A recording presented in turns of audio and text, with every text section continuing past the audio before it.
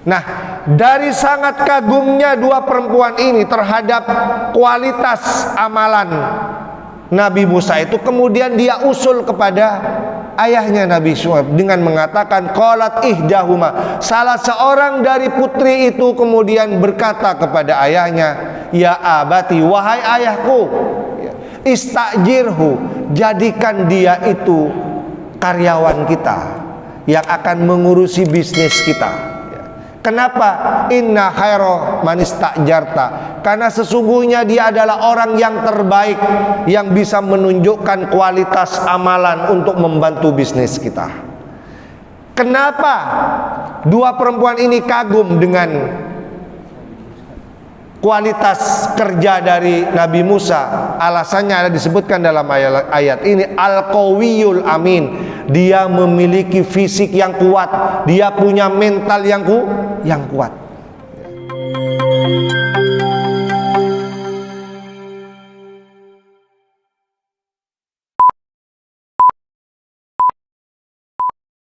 Bismillahirrahmanirrahim.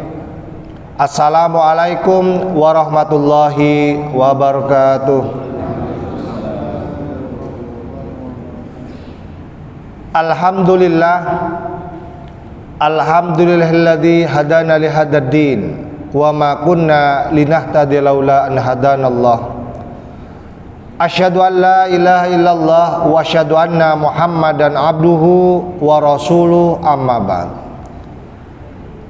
Bapak Ibu sekalian, jamaah salat subuh yang dimuliakan Allah, puji syukur alhamdulillah marilah kita panjatkan pada pagi hari ini, karena kita semua dalam kondisi sehat walafiat, masih diberikan kesempatan oleh Allah untuk memperbanyak amal ibadah, dan kita pada pagi hari ini bisa istiqomah menjalankannya secara berjamaah. Dan yang tak kalah pentingnya juga, kita bisa istiqomah untuk ngaji bersama, mengenal sedikit demi sedikit ajaran Islam yang kita cintai untuk kita amalkan dalam kehidupan kita sehari-hari. Kita semua berdoa semoga apa yang kita laksanakan pada pagi hari ini menjadi salah satu bekal kita kelak menghadap Allah Subhanahu wa taala. Kita juga berharap apa yang kita laksanakan pada pagi hari ini bisa menjadi ilmu yang bermanfaat, bisa dijadikan pedoman hidup dalam kehidupan kita sehari-hari, menjadi hambanya yang beriman, bertakwa kepada Allah Subhanahu wa taala. Salawat serta salam marilah kita juga sampaikan kepada junjungan kita Nabi Agung Muhammad sallallahu alaihi wasallam, kepada keluarganya, kepada para sahabatnya, dan juga kepada seluruh umatnya yang tetap setia memegang teguh ajarannya hingga akhir zaman nanti. Bapak Ibu sekalian, jamaah sholat subuh yang dimuliakan Allah, pada pagi hari ini dalam waktu yang cukup singkat kita akan melanjutkan kajian kita sebelumnya. Pada kajian kita sebelumnya kita sudah memahami sebuah amalan dianggap atau dipahami sebagai amalan yang berkualitas. Sekedar mereview sedikit sebelum kita melanjutkan ke materi yang baru. Allah berfirman, a'udzubillahi minasyaitonirrajim, alladzi khalaqal mauta wal hayata liyabluwakum ayyukum ahsanu amala. Dialah yang menciptakan kematian, wal hayata, dan kehidupan. Tujuannya apa? Liyabluwakum ayyukum ahsanu amala. Untuk menguji kamu, siapa di antara kamu yang amalannya terbaik. Ahsanu amala. Siapa di antara kamu yang bisa menunjukkan amalannya yang paling berkualitas, yang paling ahsan. Bapak Ibu sekalian, jamaah sholat subuh yang berbahagia, Allah menciptakan kematian, dan kita setiap hari juga mungkin menyaksikan bagaimana kematian itu datang. Berapa kali kita bertakziah. Berapa kali kita mendengarkan pengumuman ada tetangga kita, saudara kita, bahkan keluarga kita sendiri yang meninggal. Tetapi sejauh mana apa yang kita saksikan dari kematian itu mampu memotivasi kita untuk menunjukkan atau meningkatkan amalan kita supaya lebih berkualitas, supaya lebih ahsan.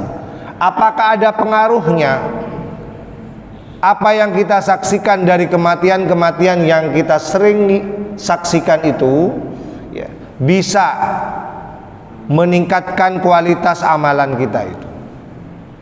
Begitu juga kita setiap hari juga mungkin sering mendengar di lingkungan kita, tetangga kita, bahkan keluarga kita ada yang baru melahirkan ya, ke dunia, ada yang lahir. Itu adalah pelajaran juga bagi kita ya, betapa kehidupan kita itu tidaklah sia-sia. Semua Allah yang menciptakan kehidupan itu supaya kita paham bahwa kita hidup itu tidak asal. Allah menghendaki kita itu hidup, dan kehidupan itu tidak asal. Supaya apa? Supaya kita tahu bersyukur sebagai wujud rasa syukur kita yang hidup. Bagaimana kita bisa menunjukkan kepada Allah Subhanahu wa ta'ala bahwa kita bisa menjadi manusia yang punya amalan yang berkualitas, yang kita sebut dengan ahsanu amala itu. Jamaah yang berbahagia, pada pertemuan sebelumnya kita sudah dijelaskan tentang amalan ukhrawi yang berkualitas. Yang pertama, amalan itu harus dilandasi dengan keikhlasan, harus tulus, harus murni karena Allah Subhanahu wa ta'ala. Pada pertemuan sebelumnya saya sudah menjelaskan bahwa ikhlas dalam artinya yang sederhana adalah murni. Jadi ikhlas itu murni. Kita bisa menjelaskan dalam bahasa kita sehari-hari ya, betapa kita itu sangat suka dengan sesuatu yang murni. Misalnya madu murni ya. Kita pasti lebih suka madu murni daripada madu yang dicampur-campur itu. Susu murni ya. Kita pasti lebih suka susu murni daripada minuman yang aromanya saja susu tapi sebenarnya susunya jauh dari kemurnian. Jeruk peras murni. Kalau kita saksikan di jalan-jalan itu kan banyak orang jualan jeruk peras ya.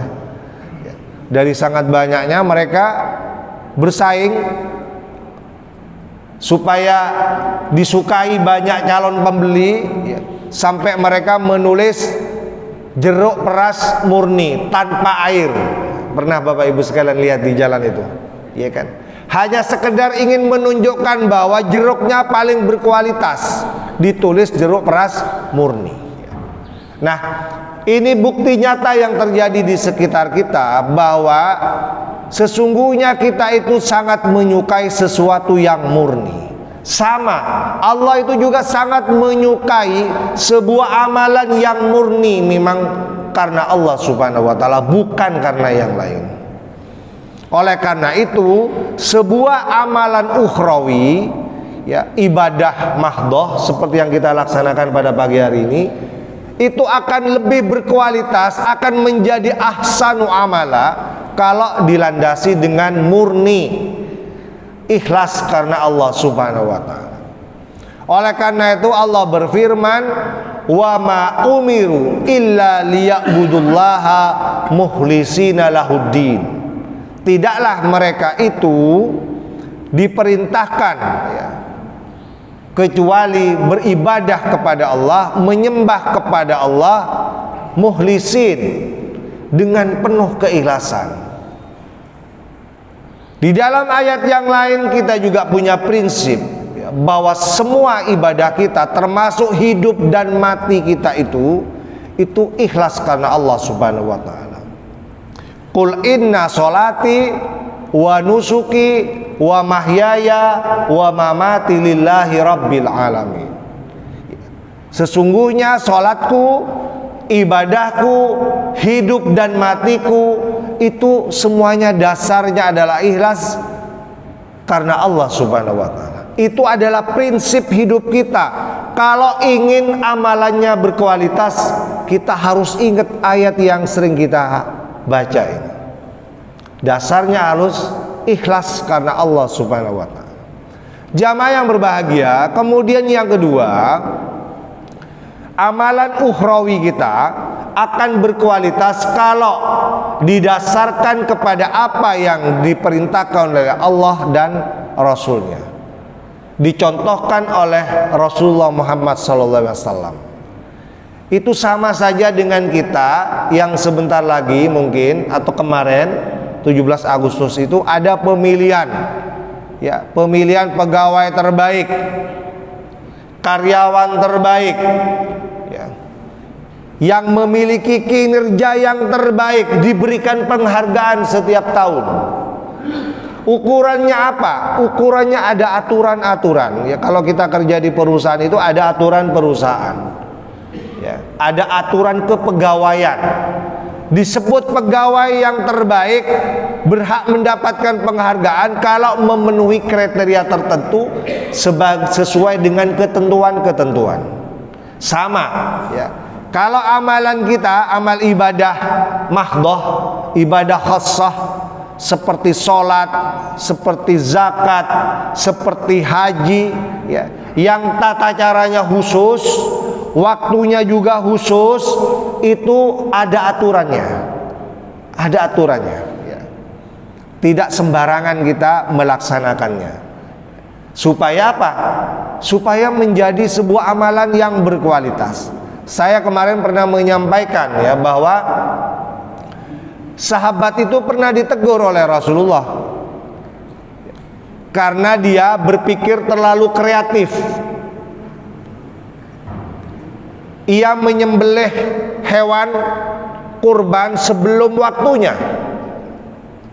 Kalau kita kemarin Idul Adha itu, ya, disebut ibadah kurban kalau hewan itu disembelih setelah sholat Id. Ya, aturannya seperti itu. Yang dicontohkan oleh Rasulullah adalah seperti itu. Disebut ibadah kurban atau disebut ibadah yang berkualitas kurban kalau disembelih waktunya setelah sholat Id. Tetapi ada sahabat yang berpikir kreatif, ya. Dia ingin setelah turun sholat Id, ya, bisa makan bersama, ya. Kayaknya enak nih, ya, kalau misalnya berangkat sholat Id belum makan, karena sunnahnya kalau sholat Id Idul Adha itu kan kita nggak makan, ya kan? Setelah sholat Id, ya, langsung kita umumkan, ya, torana longku dak kacompok boten gaula, sudah disiapkan sate, gulai dan seterusnya. Pasti itu kabar yang membahagiakan, ya kan?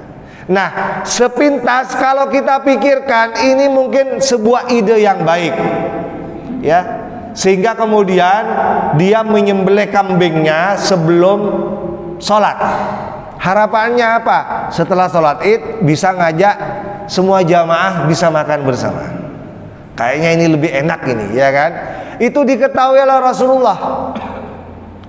Rasulullah heran, loh, ini kok sudah ada sate, mungkin ya sudah ada gulai, ya.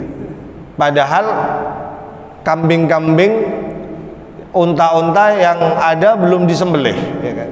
Ternyata ketahuan bahwa ada sahabat yang punya ide seperti itu. Kemudian ditegur oleh Rasulullah, syatuka syatulahmin. Kambing kamu itu adalah syatulahmin, adalah kambing yang menyajikan daging biasa. Artinya apa? Itu tidak bernilai kurban. Itu bernilai kambing sembelihan biasa saja, ya. Jadi kualitasnya bukan kualitas kurban, tapi kualitas sembelihan biasa, ya. Nah, ini contoh bahwa dalam amalan ukhrawi, amal ibadah itu harus nunggu perintah Rasulullah, ada contoh dari Rasulullah. Ya, tata caranya khusus, waktunya juga khusus. Jangan berpikir kreatif. Ya. Nah, ini berbeda dalam urusan duniawi. Kalau amalan duniawi kita boleh kreatif, bahkan kita boleh inovatif, boleh. Ya. Kita boleh berpikir kreatif dan inovatif. Ya. Kalau itu amalan duniawi. Ya. Rumusnya sekedar mengingatkan, kalau amal ibadah, ya, amal ibadah rumusnya adalah al aslu fil ibadah at-tahrim. Asal daripada ibadah itu, ya, at-tahrim, haram dikerjakan. Jadi sebelum ada contohnya, sebelum ada perintah dari Rasulullah, haram, tidak boleh dikerjakan dulu. Nunggu ada perintah, nunggu ada contoh. Makanya Rasulullah bersabda, man amila amalan laisa alaihi amruna fahuwa raddun. Barang siapa yang melaksanakan sebuah amalan dan amalan itu tidak berdasarkan perintah kami, ya, tidak sama dengan apa yang kami contohkan, fahuwa raddun, maka amalan itu tertolak. Ya. Nah, ini rumus dalam masalah ibadah. Berbeda dalam masalah duniawi. Kalau masalah duniawi rumusnya beda, Bapak Ibu. Ya, berlaku kaidah al aslu fil muamalah al ibahah. Ya. Asal daripada muamalah al ibahah, boleh. Ya. Jadi boleh kita kreatif, boleh kita inovatif dalam urusan duniawi. Tapi ingat, ya, setelah ada larangan baru boleh kita berhenti. Hatta yadullad dalilu alat tahrim. Ya, nunggu sampai ada dalil yang mengharamkan. Kalau ada dalil yang mengharamkan, baru tidak boleh. Ya. Jadi beda rumus antara mengerjakan amalan ukhrawi, urusan ibadah, dengan melaksanakan amalan duniawi. Bapak Ibu sekalian jamaah yang berbahagia, sedikit kita lanjutkan. Kemudian bagaimana amalan duniawi agar berkualitas, supaya ahsanu amala bagaimana Ustadz? Kalau tadi amalan ukhrawi syaratnya minimal ada dua, satu ikhlas, dua sesuai dengan ketentuan Allah dan Rasulnya. Nah, kalau amalan duniawi ini juga ada pedomannya supaya berkualitas. Apa saja itu? Secara singkat saya sampaikan. Kita coba simak ceritanya Nabi Musa. Ya. Nabi Musa itu ketika dikejar-kejar oleh tentara Fir'aun, dia duduk sejenak berteduh di sebuah pohon. Kemudian tiba-tiba beliau menyaksikan ada peristiwa di mana orang bersaing untuk mendapatkan air. Jadi ada banyak orang berkerumun. Ternyata di sana itu orang-orang itu sedang memperebutkan untuk mendapatkan air. Di antara orang-orang yang berkerumun itu, yang kuat-kuat itu, ada dua orang perempuan yang kesulitan untuk bersaing untuk mendapatkan air. Kemudian Nabi Musa berinisiatif untuk membantu dua perempuan ini. Dengan kekuatan fisiknya, dengan kekuatan mentalnya, beliau itu menawarkan diri untuk membantu, dan alhamdulillah berhasil. Beliau bisa menunjukkan amalan terbaik, membantu orang lain dalam urusan muamalah. Ya. Di sela-sela itu dia mampu menerobos kerumunan banyak orang yang kuat-kuat itu, dan bisa membantu dua orang perempuan ini untuk mendapatkan air untuk ternak-ternaknya itu. Nah, amalan terbaik yang ditunjukkan oleh Nabi Musa ini kemudian dilaporkan oleh dua perempuan ini. Ternyata dua perempuan ini adalah putrinya Nabi Syuaib. Dilaporkanlah kepada bapaknya bahwa ada seorang pemuda yang membantu mendapatkan akses air sehingga ternaknya semuanya berhasil diberi minum. Nah, dari sangat kagumnya dua perempuan ini terhadap kualitas amalan Nabi Musa itu, kemudian dia usul kepada ayahnya Nabi Syuaib dengan mengatakan, qalat ihdahuma, salah seorang dari putri itu kemudian berkata kepada ayahnya, ya abati, wahai ayahku, istajirhu, jadikan dia itu karyawan kita yang akan mengurusi bisnis kita. Kenapa? Inna khaira man istajarta, karena sesungguhnya dia adalah orang yang terbaik yang bisa menunjukkan kualitas amalan untuk membantu bisnis kita. Kenapa dua perempuan ini kagum dengan kualitas kerja dari Nabi Musa? Alasannya ada disebutkan dalam ayat ini, al-qawiyul amin, dia memiliki fisik yang kuat, dia punya mental yang kuat. Nah, kalau kalau amalan duniawi kita berkualitas, maka kita perlu meniru Nabi Musa ini. Harus didukung dengan fisik yang kuat, harus sehat kita itu bekerja. Ya, karena kalau tidak sehat kita nggak bisa bekerja baik. Mentalnya juga harus kuat, karena harus bersaing dengan banyak orang. Iya kan? Nah, orang Madura punya potensi itu.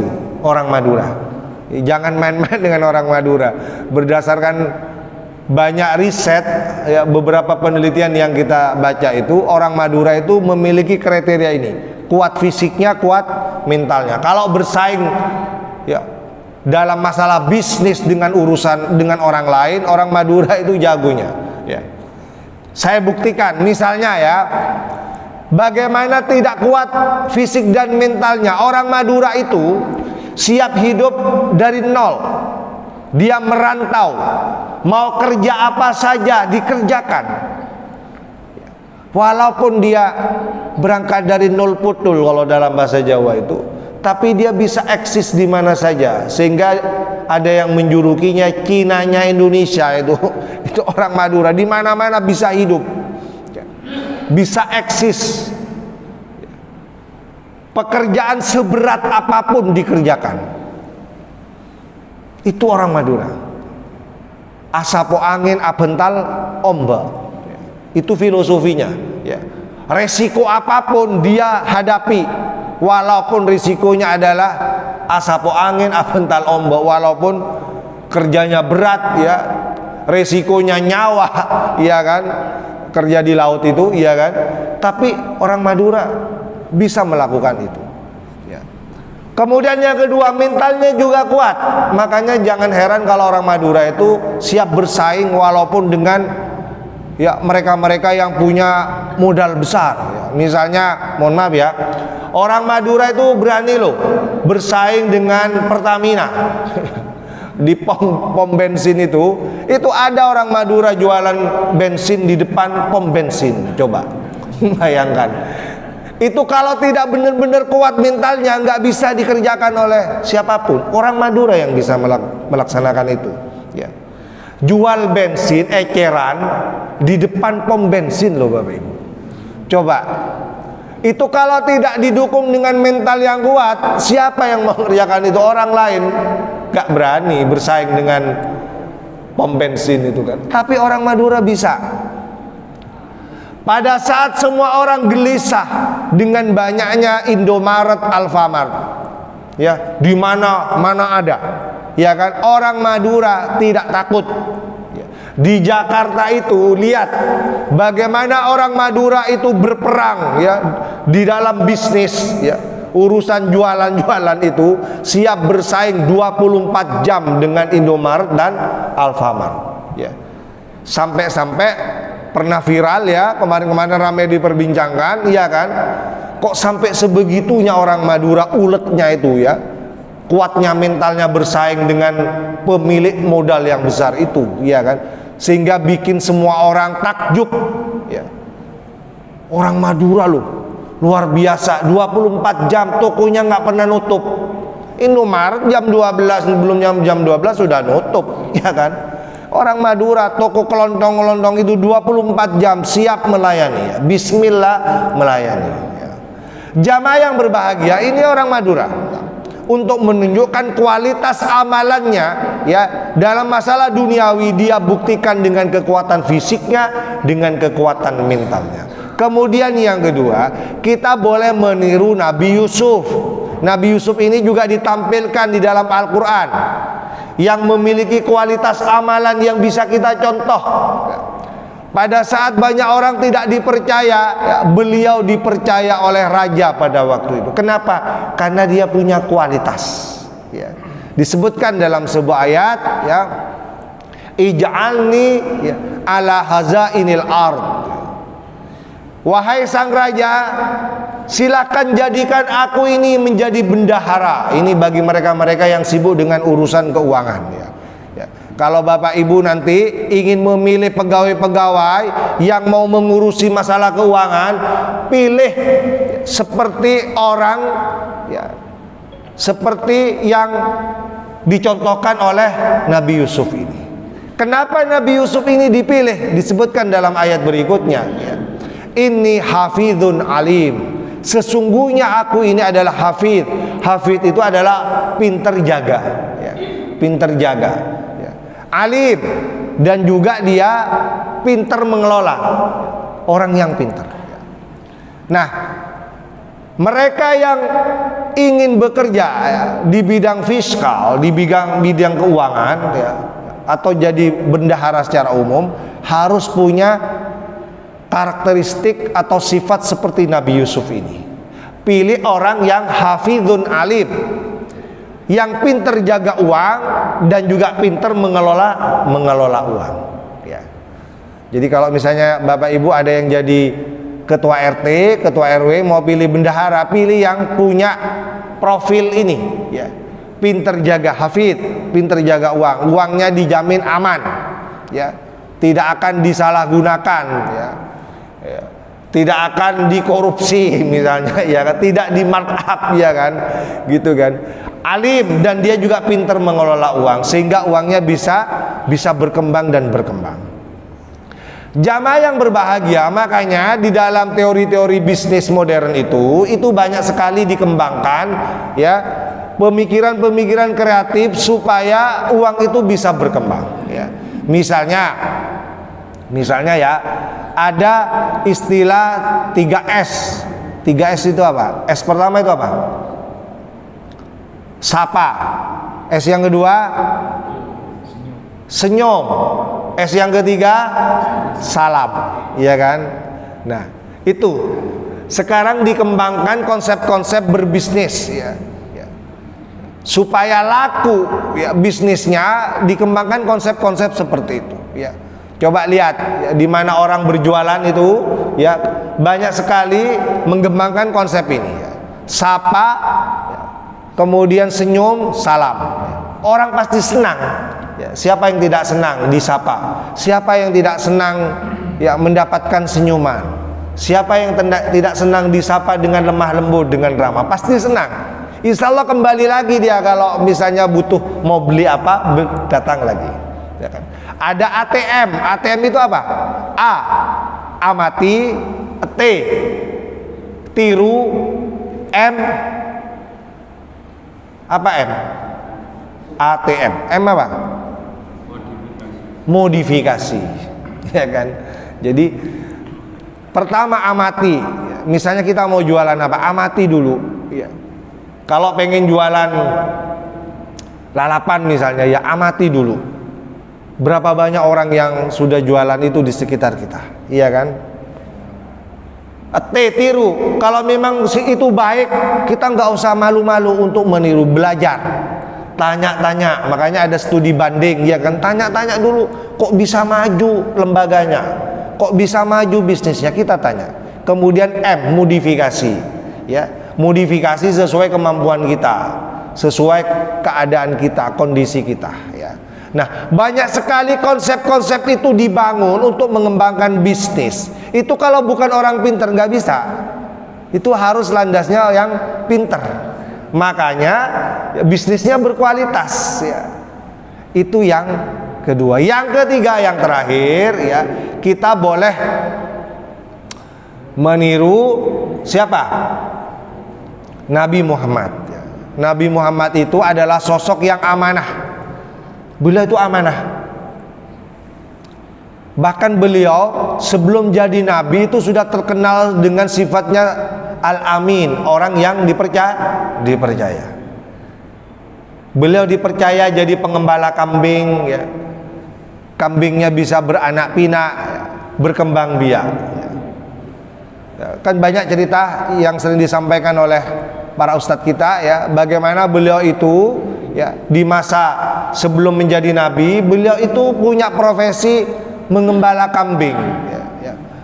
Penduduk Mekah yang kaya raya punya banyak kambing, beliau itu bekerja sebagai pengembala kambing ya. Dan itu amanah.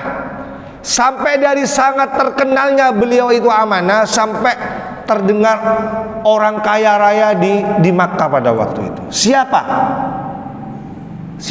Khadijah ya.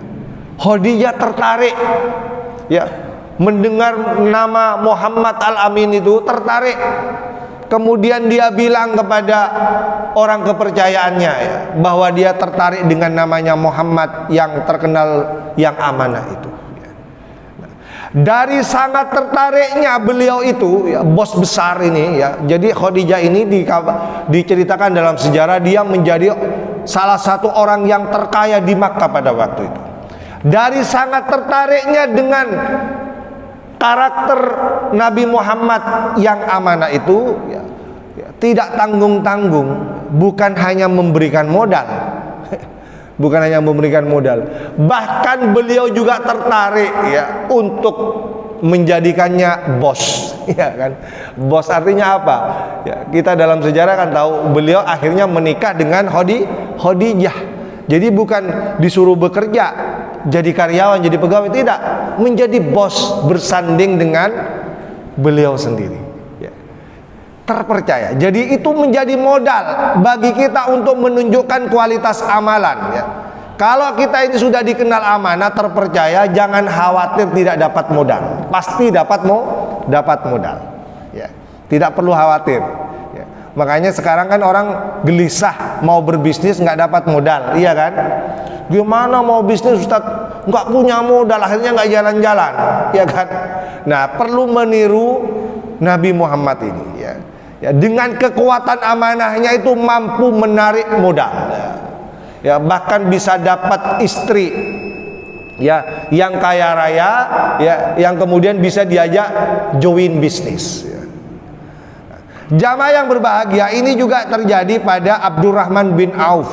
Abdurrahman bin Auf itu ketika ikut Nabi hijrah ke Madinah ya, beliau itu nggak bawa apa-apa, hanya bawa pakaian yang melekat saja. Abdurrahman bin Auf ya.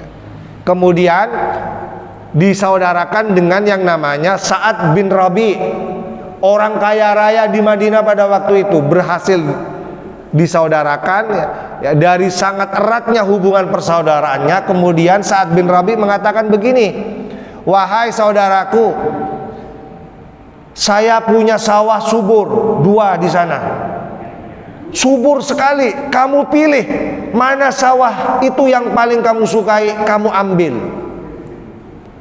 Bahkan saya punya 2 istri saya cantik-cantik, kamu pilih mana yang paling kamu sukai, nanti aku ceraikan, kamu jadikan istri.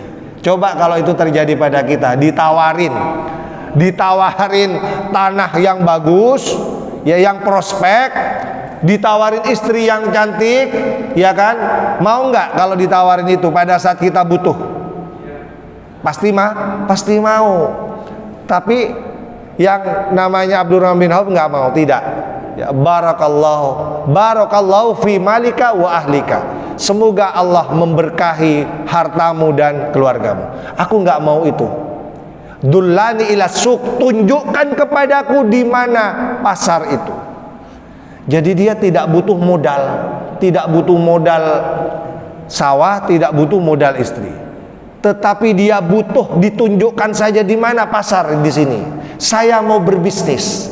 Coba kalau ada orang-orang yang seperti Abdurrahman bin Auf ini, tanpa modal apapun dia dipercaya banyak orang, sehingga singkat cerita, walaupun dia tidak modal apapun, hanya ditunjukkan di mana pasar itu, dia bisa mengembangkan bisnisnya, ya.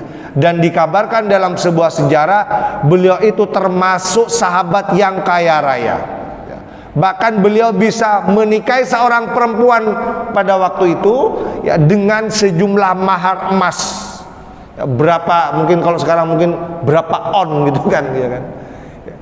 Bahkan ada yang menjelaskan lagi kekayaan beliau itu dari sangat kayanya, ya, coba dengarkan penjelasannya Ustadz Adi Hidayat itu. Kekayaan Abdurrahman bin Auf itu triliunan Bapak Ibu kalau dirupiahkan dengan zaman kita itu. Emasnya itu bukan 1 on 1 kilo, tapi berbongkah-bongkah. Bayangkan, untuk menunjukkan kekayaan beliau yang berangkat dari Makkah dalam kondisi nol, tidak punya apa-apa, hanya punya pakaian yang melekat di badannya. Jamaah yang berbahagia, inilah kualitas daripada amalan duniawi yang ditunjukkan oleh Rasulullah, oleh Abdurrahman bin Auf, oleh Nabi Yusuf, oleh Nabi Musa, yang bisa kita contoh dalam kehidupan kita sehari-hari. Semoga apa yang saya sampaikan ini bermanfaat, bisa melengkapi apa yang saya sampaikan pada pertemuan sebelumnya. Marilah kita tutup majelis kita dengan doa kafaratul majelis. Assalamualaikum warahmatullahi wabarakatuh.